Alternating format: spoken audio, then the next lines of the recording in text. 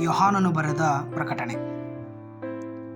ಯೇಸು ಕ್ರಿಸ್ತನ ಪ್ರಕಟಣೆಯು ಆತನು ಬೇಗನೆ ಸಂಭವಿಸಬೇಕಾಗಿರುವ ಸಂಗತಿಗಳನ್ನು ತನ್ನ ದಾಸರಿಗೆ ತೋರಿಸುವುದಕ್ಕಾಗಿ ದೇವರಿಂದ ಈ ಪ್ರಕಟಣೆಯನ್ನು ಹೊಂದಿದನು.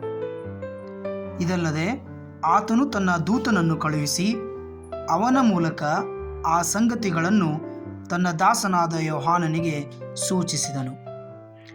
ಯೋಹಾನನು ತಾನು ಕಂಡದ್ದನ್ನೆಲ್ಲ ತಿಳಿಸುವವನಾಗಿ ದೇವರ ವಾಕ್ಯದ ವಿಷಯವಾಗಿಯೂ ಯೇಸು ಕ್ರಿಸ್ತನು ಹೇಳಿದ ಸಾಕ್ಷಿಯ ವಿಷಯವಾಗಿಯೂ ಸಾಕ್ಷಿ ಕೊಟ್ಟನು. ಈ ಪ್ರವಾದನಾ ವಾಕ್ಯವನ್ನು ಓದುವಂಥವನು ಕೇಳುವಂಥವರು, ಈ ಪ್ರವಾದನೆಯಲ್ಲಿ ಬರೆದಿರುವ ಮಾತುಗಳನ್ನು ಕೈಕೊಂಡು ನಡೆಯುವಂಥವರು ಧನ್ಯರು. ಅವು ನೆರವೇರುವ ಸಮಯವು ಸಮೀಪವಾಗಿದೆ. ಆಸ್ಯ ಸೀಮೆಯ 7 ಸಭೆಗಳಿಗೆ ಯೋಹಾನನು ಬರೆದ ಪ್ರಕಟಣೆ.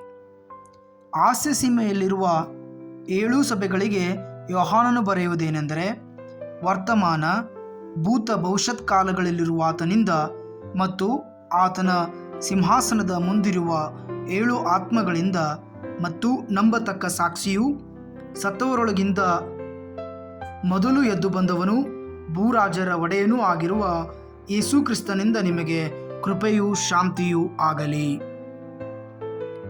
ನಮ್ಮನ್ನು ಪ್ರೀತಿಸುವವನು, ತನ್ನ ರಕ್ತದ ಮೂಲಕ ನಮ್ಮನ್ನು ಪಾಪಗಳಿಂದ ಬಿಡಿಸಿದವನು, ನಮ್ಮನ್ನು ರಾಜ್ಯವನ್ನಾಗಿಯೂ ತನ್ನ ತಂದೆಯಾದ ದೇವರಿಗೆ ಯಾಜಕರನ್ನಾಗಿಯೂ ಮಾಡಿದವನು ಆಗಿರುವ ಆತನಿಗೆ ಯುಗ ಯುಗಾಂತರಗಳಲ್ಲಿಯೂ ಘನ ಮಹತ್ವಗಳಿರಲಿ.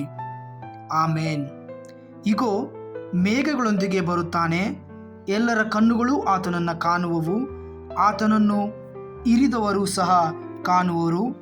ಭೂಮಿಯಲ್ಲಿರುವ ಎಲ್ಲ ಕುಲದವರು ಆತನನ್ನು ನೋಡಿ ಎದೆ ಬಡಿದುಕೊಳ್ಳುವರು. ಹೌದು, ಹಾಗೆ ಆಗುವುದು. ಆಮೇನ್.